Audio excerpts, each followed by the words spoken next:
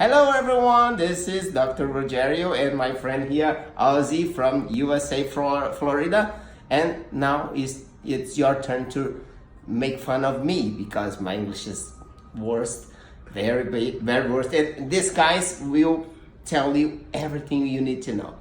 Tell Ozzy, why you come to Brazil to make a brief treatment, apnea treatment.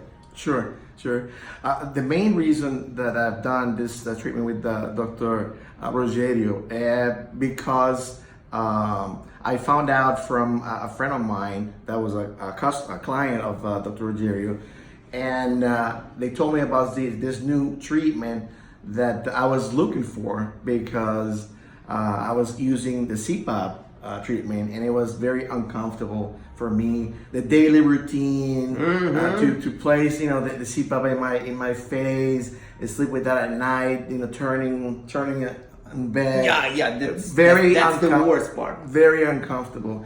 And with Dr. Rogerio, knowing the ease of use of the braces per se, it was more comfortable, and it definitely improved my quality of breathing. I didn't have to wake up tired in the morning, sleeping while driving. Oh, this is so dangerous. So my quality of life has tremendously improved.